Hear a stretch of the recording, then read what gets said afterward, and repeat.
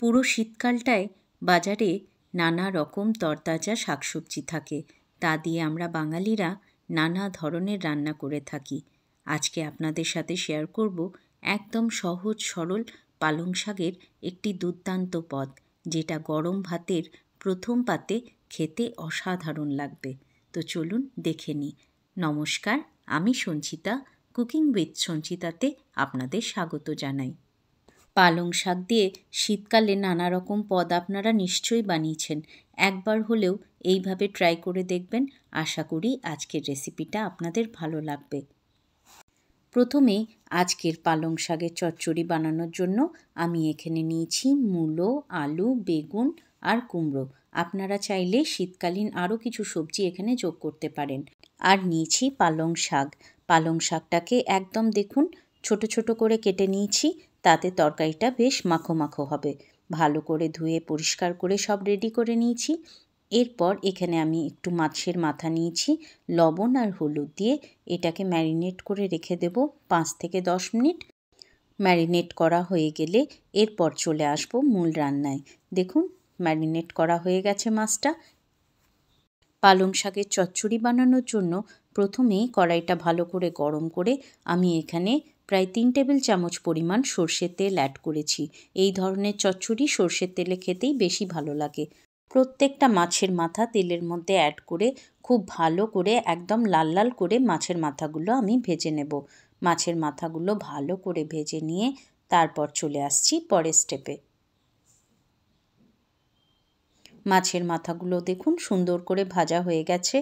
মাথাগুলো আমি পরে ব্যবহার করব, একটা প্লেটের মধ্যে তুলে রেখে দিলাম। এরপর অবশিষ্ট তেলে আমি ফোড়ঙে দিলাম 5 ফোড়ন, তেজপাতা আর একটা শুকনো লঙ্কা। কয়েক সেকেন্ড নাড়াচাড়া করে এগুলোর থেকে যখন সুন্দর একটা ফ্লেভার আসবে, এরপর পরপর সবজিগুলো আমি যোগ করতে থাকবো। আলু যেহেতু সেদ্ধ হতে একটু বেশি সময় লাগে, তাই প্রথমে কিছুক্ষণ আলুটা আমি ভেজে নেব। আলুটার মধ্যে সামান্য একটু কালার চলে এলে বাকি সবজিগুলো এরপর অ্যাড করে দিচ্ছি। বাকি সবজির মধ্যে প্রথমেই দিয়ে দেব কুমড়ো আর দিয়ে দেব মূলো। এখানে চাইলে শিম, ফুলকপি, আপনাদের পছন্দের কিছু সবজি এখানে যোগ করতে পারেন। এরপর 2 থেকে 3 মিনিট হাই হিটে সবজিগুলো একটু ভেজে নেব। সবজিগুলো ভেজে সামান্য একটু কালার ধরে গেলে এরপর এখানে অ্যাড করে দিচ্ছি বড় বড় ডুমো করে কেটে রাখা বেগুনগুলো।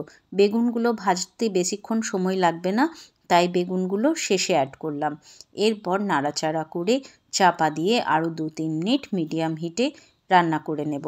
2-3 মিনিট পর সবজিগুলো যখন একটু সুন্দর করে ভাজা হয়ে যাবে, সবজিগুলোর মধ্যে এরকম একটা কালার ধরে যাবে, এরপর এখানে দিয়ে দিলাম পরিমাণ মতো হলুদ গুঁড়ো, দিলাম কাশ্মীরি লঙ্কার গুঁড়ো, আর তার সাথে দিয়ে দিচ্ছি 1/2 চামচ জিরে গুঁড়ো আর দিয়ে দিলাম 1/2 চামচ ধনে গুঁড়ো। ভালোভাবে মশলাগুলো সবজির সাথে নাড়াচাড়া করে আরও 2 থেকে 3 মিনিট ভেজে নেব।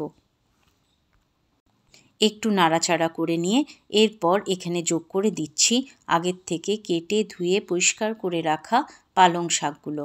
পালং শাকগুলো অ্যাড করে নিয়ে ভালোভাবে মিশিয়ে চাপা দিয়ে আরও 2-3 মিনিট রান্না করে নেব। পালং শাকগুলো এরকম ছোট ছোট করে কাটবেন, তাহলে তরকারিটা একদম মাখো মাখো হবে। এই ধরনের তরকারিগুলো একটু মাখো মাখো হলেই খেতে বেশি ভালো লাগে। ভালোভাবে মিশিয়ে নিচ্ছি সবজির সাথে। এরপর চাপা দিয়ে 2 মিনিট রেখে দিলেই কিন্তু এই তরকারিটা মজে যাবে। পরিমাণ মতো লবণ এখানে অ্যাড করে দিলাম আর দিয়ে দিলাম পরিমাণ মতো চিনি। চিনিটা আপনারা চাইলে স্কিপ করতে পারেন, তবে যে কোনো শাকের তরকারিতে সামান্য একটু চিনি দিলে তরকারির স্বাদটা কিন্তু আরও বেড়ে যায়। ঝালের জন্য দিয়ে দিলাম কাঁচা লঙ্কা আর মাছের মাথাটা যেটা আমি ভেজে রেখেছিলাম সেটা হাতের সাহায্যে একটু ভেঙে নিয়ে তারপর এখানে যোগ করে দিলাম। এরপর সমস্ত উপকরণগুলো ভালোভাবে মিশিয়ে নিয়ে আরও 2-3 মিনিট চাপা দিয়ে আমি রান্না করে নেব। তাহলে মাছের মাথার যে অংশটা আমি দিয়েছি সেটাও খুব ভালোভাবে নরম হয়ে যাবে। গরম ভাতের প্রথম পাতে হয় তেতো, না হয় যে কোনো শাকের পদ আমরা খেয়ে থাকি।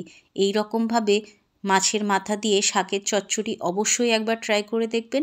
এটা খেতে কিন্তু দুর্দান্ত হয়, আর একবার খেলে বারবার এরকমভাবেই খেতে ইচ্ছে করবে। আজকের পালং শাকের চচ্চড়ি মাছের মাথা দিয়ে আমার একদম রেডি। দেখুন কতটা সুন্দর হয়েছে।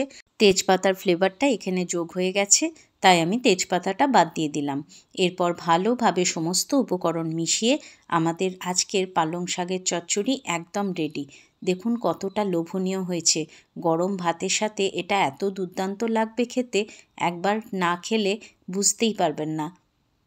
তাই অনুরোধ রইল, একবার হলেও অবশ্যই ট্রাই করে দেখবেন আর আমাকে কমেন্টে জানাবেন এটা খেতে কেমন হয়েছিল। আশা করি আজকের রেসিপিটা আপনাদের ভালো লাগলো। যদি ভালো লাগে প্লিজ আমার চ্যানেলটাকে লাইক করবেন, শেয়ার করবেন এবং সাবস্ক্রাইব করে আমার বন্ধু হয়ে আমার পাশে থাকবেন।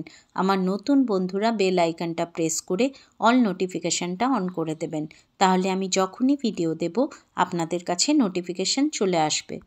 আপনারা সবাই ভালো থাকবেন, সুস্থ থাকবেন এবং আনন্দে থাকবেন। দেখা হবে নিত্য নতুন রেসিপি নিয়ে পরের ভিডিওতে।